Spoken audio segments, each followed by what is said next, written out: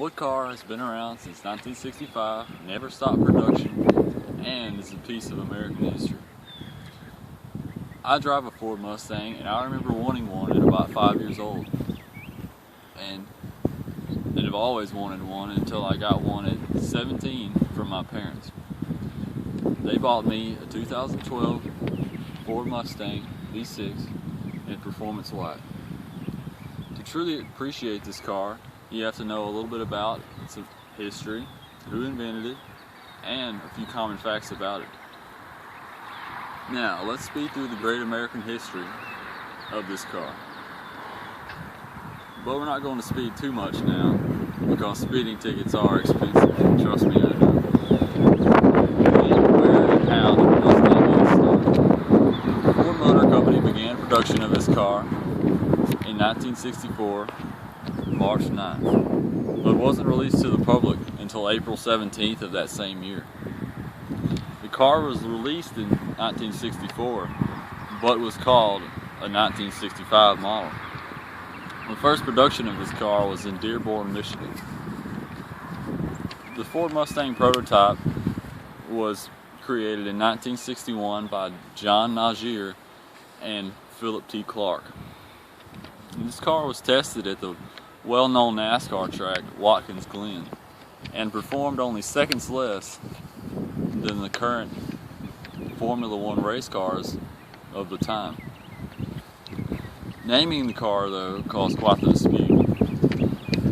There was names tossed around like Cougar, Torino, or the T-Bird too, but when it came down to a vote, Mustang won out. John Nagier was credited for naming the car after the P-51 Mustang, the fighter plane that is, in World War II. Ford doesn't exactly make it known, though, that the car is named after a fighter plane instead of a running pony like the car symbol is. Now that you know a little bit of history about the car, let me give you a few details about why it was the greatest American muscle car and still is the greatest American muscle car on the road. Ford released three types of Mustangs: the V6 Coupe, which I own, and the V8 Mustang GT, the car I wish I had, and the Shelby GT350, created by Carroll Shelby, one of the best known carmen out there, and the person that is responsible for the GT500, current car of today, that has a 5.8 liter V8 engine. This Shelby GT350 was released in the same year as the regular Mustangs, but was track ready at purchase. It was only released in Performance White though.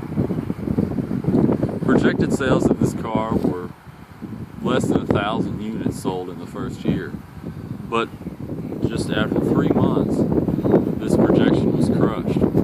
318,000 Mustangs were sold in the first year of sales, a record set by Ford that no car in America has been beaten today. Has beaten today.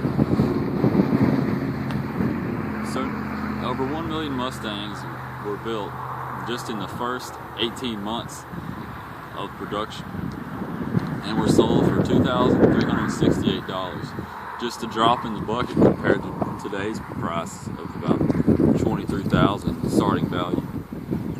So now you know for sure that the Mustang is the greatest muscle car ever to be built due to the great amount of sales. Let me give you even more reasons why the Camaro and Challenger can't hang. The pony car class is the only class of muscle car that still exists today.